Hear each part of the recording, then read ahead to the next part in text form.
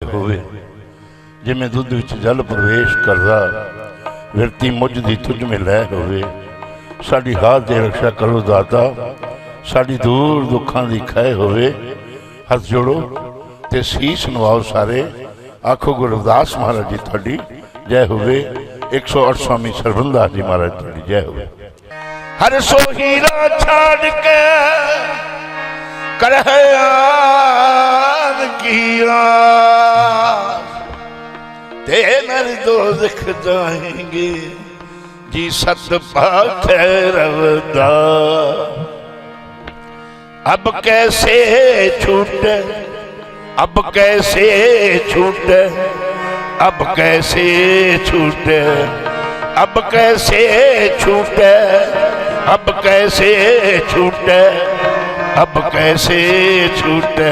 नाम रट लागी, नाम रट लागी, नाम रट लागी, नाम रट लागी जी। अब कैसे छूटे, अब कैसे छूटे, अब कैसे छूटे, अब कैसे छूटे, अब कैसे छूटे, अब कैसे छूटे।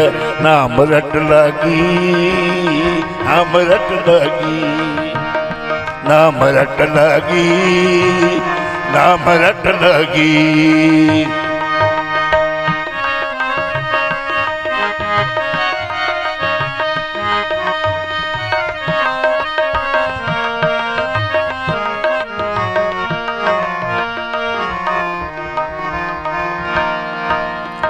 प्रभु जी तुम कन बन हम मोरा, मोरा।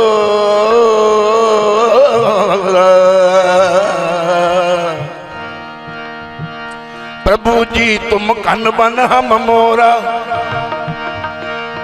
जैसे चितबत चंद चकोरा जी, जैसे चितबत चंद चकोरा, जैसे चितबत चंद चकोरा।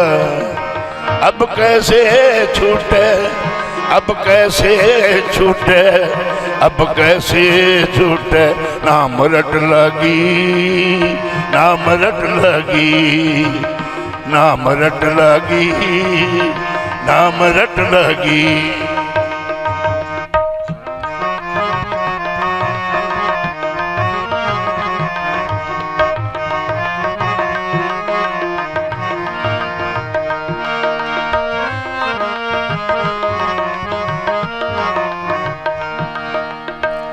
प्रभु जी तुम दीपक हम बाती, हम बाती,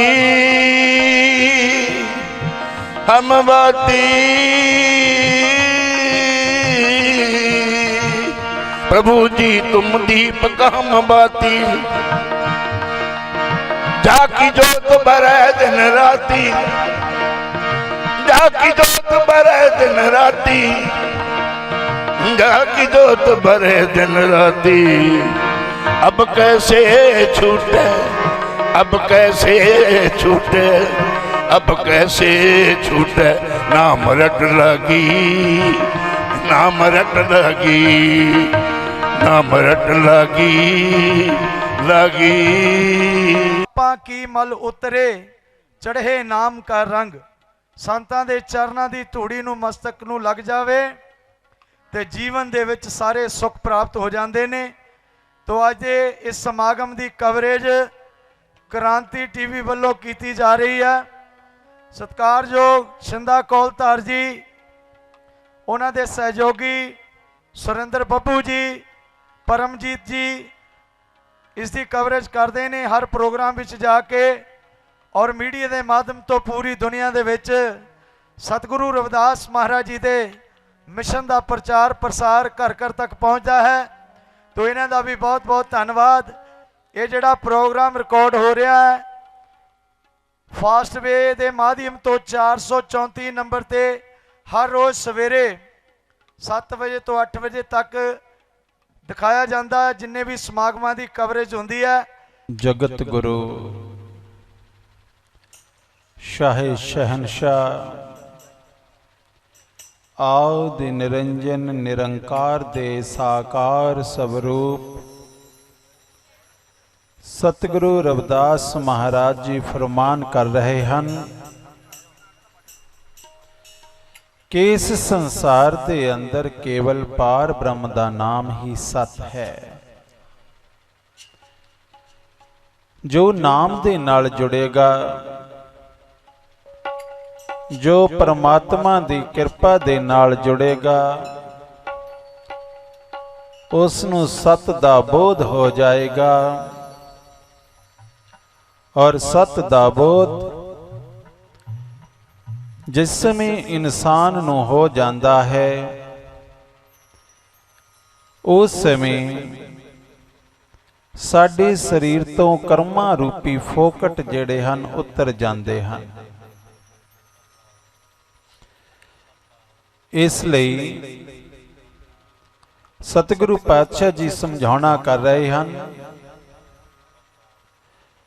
ਕਿ ਗਿਆਨੈ ਕਾਰਨ ਸਤਨਾਮ ਕਰਮ ਅਭਿਆਸ। ਸਤਨਾਮ। ਗਿਆਨ ਦੇ ਲਈ ਸਾਨੂੰ ਸਭ ਕਰਮਾਂ ਦਾ ਅਭਿਆਸ ਕਰਨਾ ਪੈਂਦਾ ਹੈ। ਤੇ ਗੁਰੂ ਪ੍ਰੇਮੀਓ, ਪਾਵਨ ਸ਼ਬਦ ਦੇ ਨਾਲ ਜੁੜਦੇ ਹੋਏ ਜਿਸ ਸਮੇਂ ਇਨਸਾਨ ਦਾ ਮਨ ਪਰਮ ਸੱਤਾ ਦੇ ਨਾਲ ਜੁੜ ਜਾਂਦਾ ਹੈ, ਗੁਰੂ ਮੰਤਰ ਦੇ ਨਾਲ ਜੁੜ ਜਾਂਦਾ ਹੈ, ਉਸ ਸਮੇਂ ਇਨਸਾਨ ਨੂੰ ਉਹ ਪਰਮ ਅਲੌਕਿਕ ਪਰਮ ਸੁਖ ਦੀ ਪ੍ਰਾਪਤੀ ਹੁੰਦੀ ਹੈ ਔਰ ਉਸ ਸੁਖ ਦੇ ਲਈ ਸਤਿਗੁਰੂ ਪਾਤਸ਼ਾਹ ਜੀ ਫਰਮਾਨ ਕਰਦੇ ਹਨ, ਜੋ ਸੁਖ ਕੋ ਚਾਹੈ ਸਦਾ ਸ਼ਰਨ ਰਾਮ ਕੀ ਲੇ। ਇਹ ਰਾਮ ਕਿਸ ਰਾਮ ਦੀ ਗੱਲ ਕੀਤੀ ਹੈ? ਸਤਿਗੁਰੂ ਪਾਤਸ਼ਾਹ ਜੀ ਸਮਝਾਉਣਾ ਕਰ ਰਹੇ ਕਿ ਦਸ਼ਰਥ ਦੇ ਪੁੱਤਰ ਦੀ ਗੱਲ ਨਹੀਂ ਹੈ। ਇਹ ਰਾਮ ਤੁਹਾਡੇ ਅੰਦਰ ਰਮਣ ਵਾਲੀ ਪਾਵਰ ਦਾ ਨਾਮ ਹੈ, ਉਸ ਪਰਮ ਸ਼ਕਤੀ ਦਾ ਨਾਮ ਹੈ। ਕਿਉਂਕਿ ਰਾਮ ਤੁਹਾਡੇ ਸਰੀਰ ਦੇ ਅੰਦਰ ਪੰਜ ਤੱਤਵਾਂ ਤੋਂ ਆਪਸੀ ਰਗੜ ਤੋਂ ਪੈਦਾ ਹੋਣ ਵਾਲੀ ਉਹ ਪਰਮ ਪ੍ਰਕਾਸ਼ਵਾਨ ਊਰਜਾ ਦਾ ਨਾਮ ਹੈ। ਇਸ ਲਈ ਗੁਰੂ ਪ੍ਰੇਮੀਓ, ਸਤਿਗੁਰੂ ਪਾਤਸ਼ਾਹ ਜੀ ਉਸ ਦੇ ਨਾਲ ਜੁੜਨ ਦੀ ਗੱਲ ਕਰਦੇ ਹਨ। ਅੱਜ ਤੱਕ ਅਸੀਂ ਲੋਕ ਦੇਵੀ ਦੇਵਤੇ ਪੀਰ ਪਿਤਰਾਂ ਨੂੰ ਪੂਜਦੇ ਰਹੇ, ਪਰ ਸਾਨੂੰ ਮਿਲਿਆ ਕੁਝ ਨਹੀਂ। ਅਗਰ ਜੇ ਮਿਲਿਆ ਹੈ ਤਾਂ ਸਤਿਗੁਰੂ ਰਵਿਦਾਸ ਮਹਾਰਾਜ ਜੀਆਂ ਦੀ ਸੋਚ ਸਦਕਾ, ਉਹਨਾਂ ਦੀਆਂ ਕੀਤੀਆਂ ਹੋਈਆਂ ਕੁਰਬਾਨੀਆਂ ਸਦਕਾ ਅਤੇ ਬਾਬਾ ਸਾਹਿਬ ਅੰਬੇਡਕਰ ਜੀ ਦੇ ਲਿਖੇ ਹੋਏ ਵਿਧਾਨ ਦੇ ਸਦਕਾ। ਗੁਰੂ ਪ੍ਰੇਮੀਓ, ਸਾਡੇ ਰਹਿਬਰ, ਸਾਡੀ ਦੇਵੀ ਦੇਵਤੇ ਜਿਹੜੇ ਹਨ ਉਹ ਹਨ ਸਤਿਗੁਰੂ ਰਵਿਦਾਸ ਪਾਤਸ਼ਾਹ ਜੀ, ਸਤਿਗੁਰੂ ਕਬੀਰ ਸਾਹਿਬ ਮਹਾਰਾਜ, ਸਤਿਗੁਰੂ ਸਦਨਾ ਜੀ ਮਹਾਰਾਜ, ਸਤਿਗੁਰੂ ਸੈਨ ਜੀ ਮਹਾਰਾਜ ਆਦਿਕ ਮਹਾਪੁਰਸ਼, ਜਿਨ੍ਹਾਂ ਨੇ ਆਪਣੇ ਤਨ ਤੇ ਸੰਤਾਪ ਹੰਢਾ ਕੇ ਸਾਨੂੰ ਨਾਮ ਜਪਣ ਦੇ ਨਾਲ ਜੋੜਨ ਦੀ ਕੋਸ਼ਿਸ਼ ਕੀਤੀ, ਭਗਤੀ ਲਹਿਰ ਦੀ ਪ੍ਰਾਰੰਭਤਾ ਕੀਤੀ। ਇਹ ਭਗਤੀ ਲਹਿਰ ਪਰਮ ਸੱਤਾ ਦੇ ਅੰਦਰ ਜਿਸ ਸਮੇਂ ਸਾਨੂੰ ਸਮੇਟਦੀ ਹੈ, ਭਾਵ ਕਿ ਸਾਡੇ ਮਨ ਨੂੰ ਲੈ ਕੇ ਜਾਂਦੀ ਹੈ, ਤਾਂ ਇਨਸਾਨ ਨੂੰ ਆਪਣੇ ਅਵਗੁਣ, ਆਪਣੇ ਗੁਣ ਜਿਹੜੇ ਹਨ ਉਸ ਸਮੇਂ ਸਾਹਮਣੇ ਨਜ਼ਰ ਆਉਂਦੇ ਹਨ। ਆਪਣਾ ਦਾਰਸ਼ਨਿਕ, ਆਪਣਾ ਦ੍ਰਿਸ਼ਟੀ ਅਸੀਂ ਆਪ ਆਪਣੇ ਸਰੀਰ ਦੇ ਉੱਤੇ ਦੇਖਦੇ ਹਾਂ ਕਿ ਮੇਰੇ ਕਰਮ ਚੰਗੇ ਹਨ ਜਾਂ ਮਾੜੇ ਹਨ। ਮੇਰੇ ਸਤਿਗੁਰੂ ਪਾਤਸ਼ਾਹ ਜੀ ਨੇ ਰੂਹਾਨੀਅਤ ਦੇ ਤੌਰ ਤੇ ਬੇਗਮਪੁਰੇ ਦੀ ਗੱਲ ਕੀਤੀ ਹੈ। ਉਹ ਬੇਗਮਪੁਰਾ ਸਰੀਰ ਦੇ ਅੰਦਰ ਤੁਹਾਨੂੰ ਉਦੋਂ ਹੀ ਪ੍ਰਗਟ ਹੋ ਕੇ ਦੱਸੇਗਾ ਜਦੋਂ ਤੁਸੀਂ ਨਾਮ ਦੇ ਨਾਲ ਜੁੜੇ ਹੋਏ ਹੋਵੋਗੇ। ਗੱਲਾਂ ਨਾਲ ਬੇਗਮਪੁਰਾ ਨਹੀਂ ਵਸਦਾ, ਅਭਿਆਸ ਦੇ ਦੁਆਰਾ ਵਸਦਾ ਹੈ।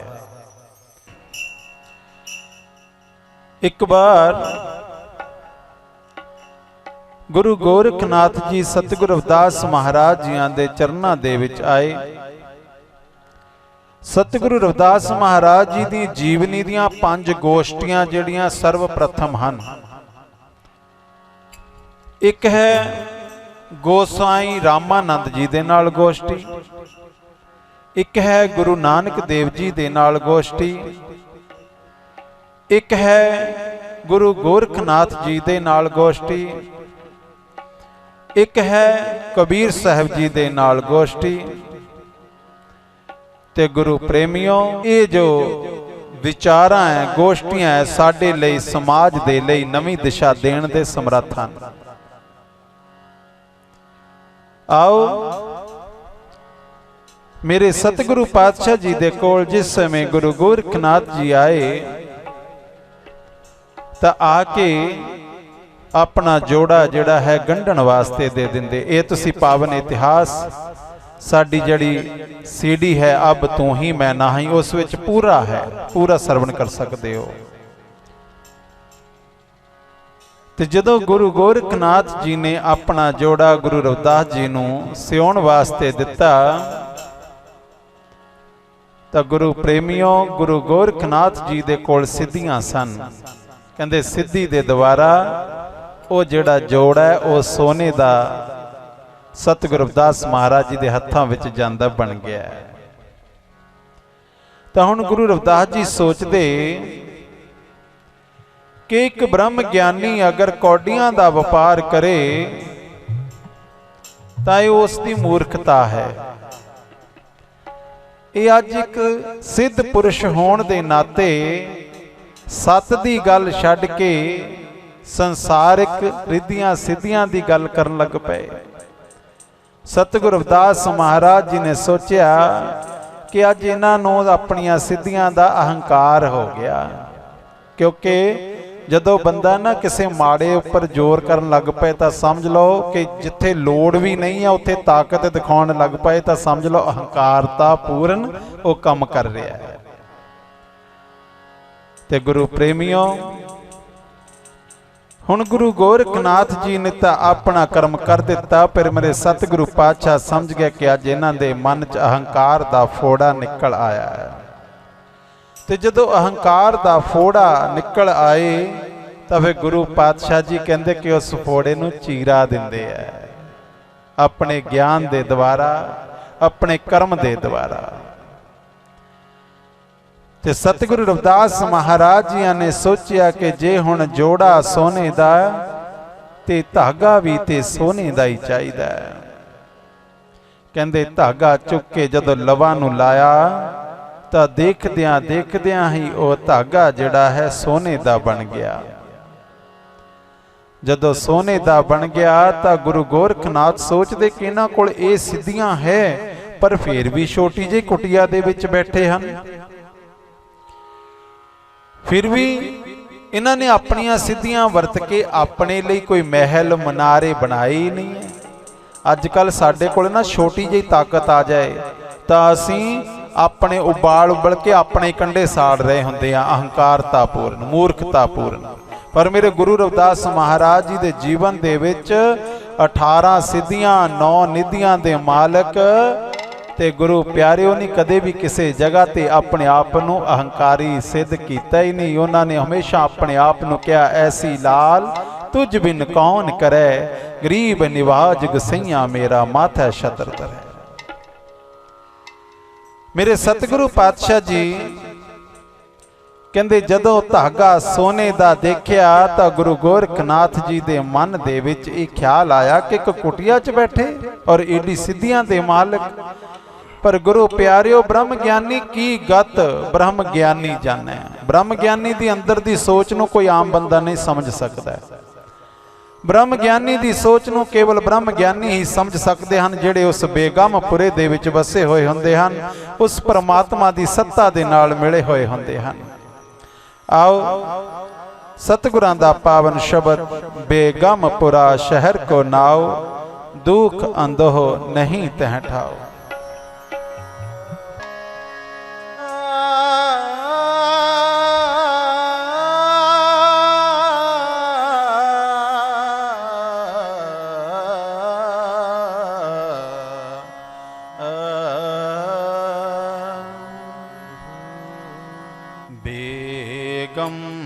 गमपुरा शहर को नाओ बेगमपुरा शहर को नाओ दुखी अंदो नहीं तैठाओ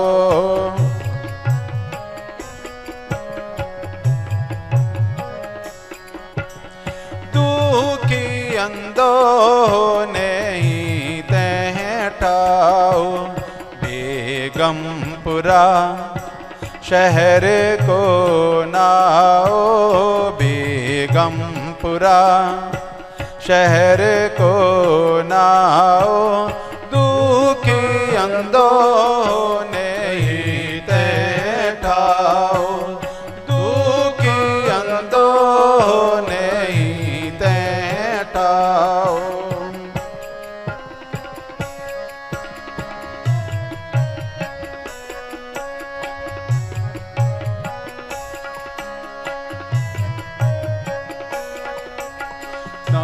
दस बीस की राज न माल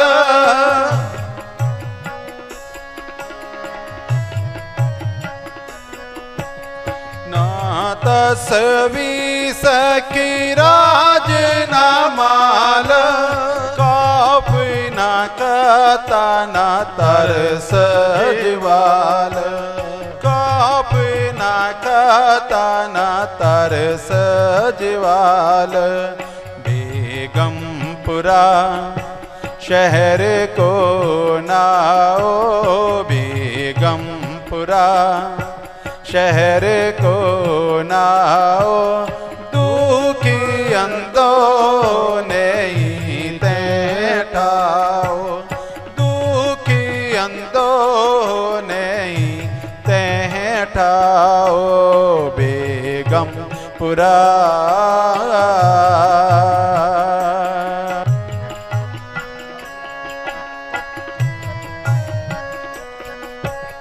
त्यों त्यों सैल कर ज्यों पावे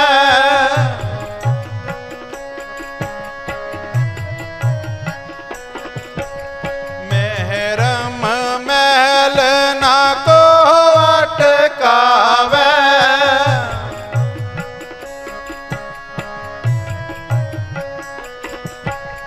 कह रविदास खलास जमारा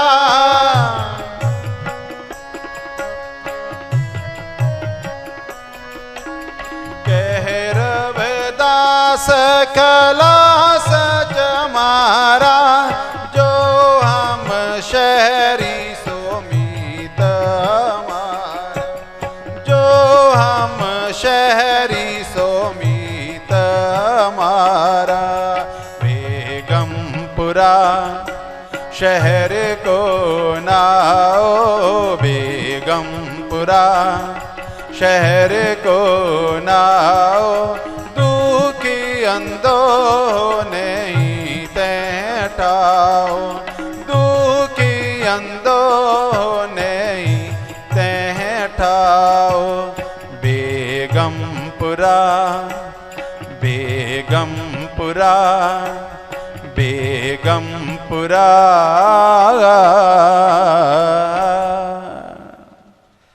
बेगमपुरा शहर को नाओ दुख अंदोह नहीं तैठाओ।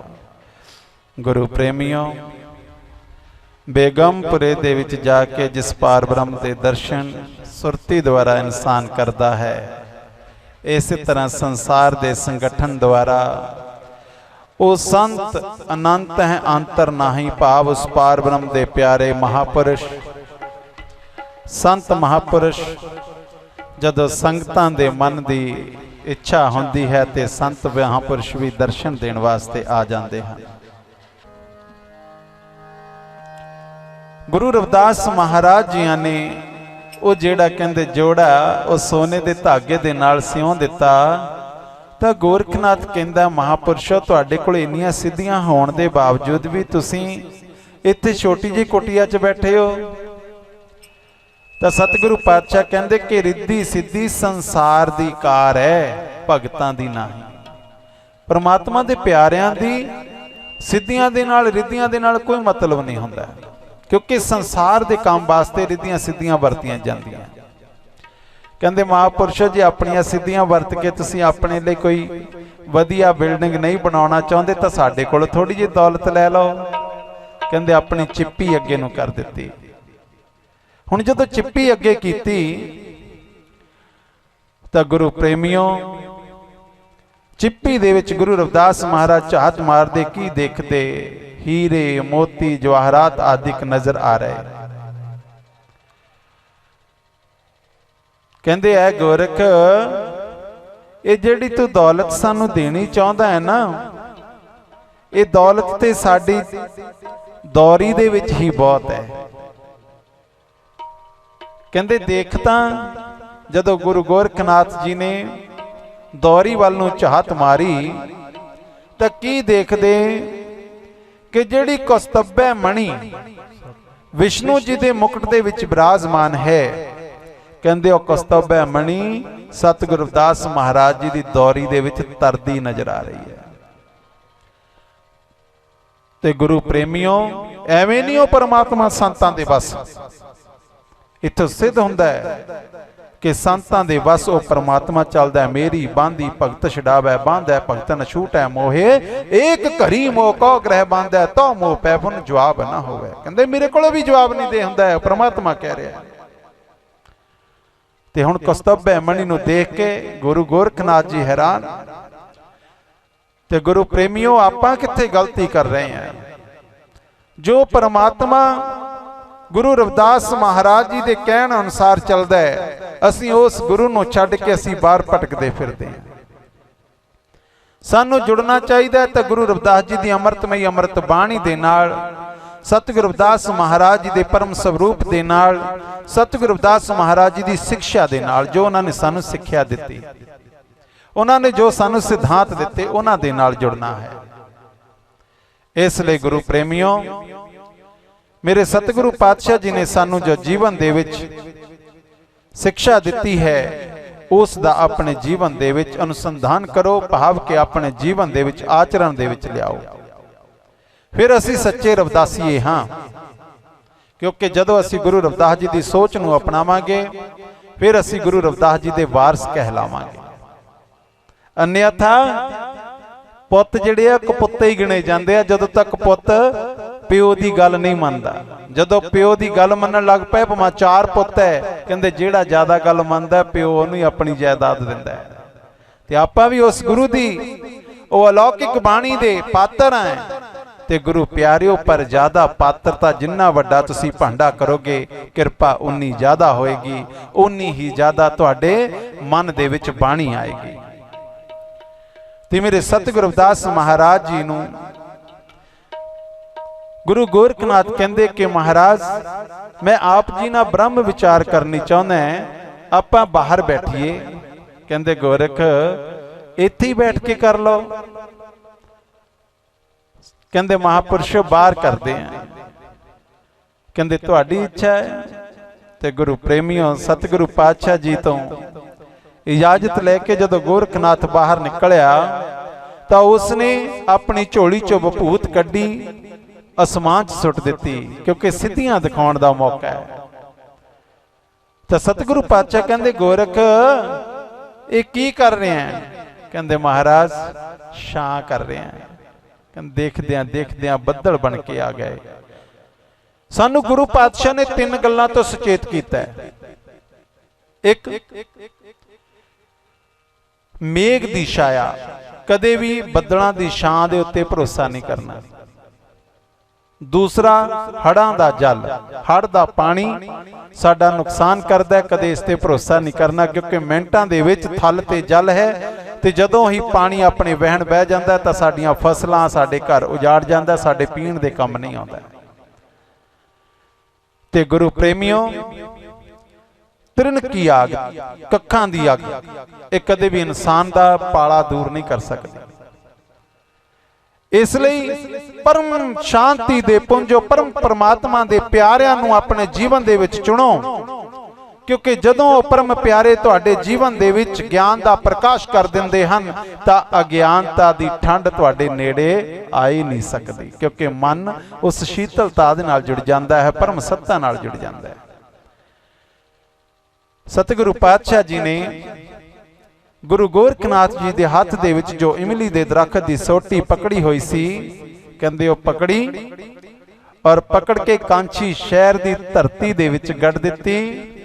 नानक नदरी नदर निहाल, कृपा कर दित्ती।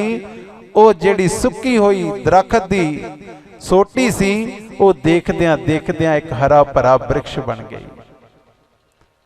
ओ अज भी तुसी जाके देख लो बनारस दे विच उस इमली दे दरखत दे तुसी अज भी दर्शन कर सकते हो। ये सतगुरु सरवणदास महाराज जी की दूर अंदेशी है कि जिन्हां ने वैसे उन्हां वृक्षां नूं जिन्हां ने सतगुरु पातशाह जी की स्पर्श प्राप्त है, शोह प्राप्त है, उन्हां नूं बचाउण दे वास्ते अपने जीवन दे विच कई योगदान पाए। ते वो वृक्ष अज भी तुसीं उत्थे दर्शन कर सकते हो।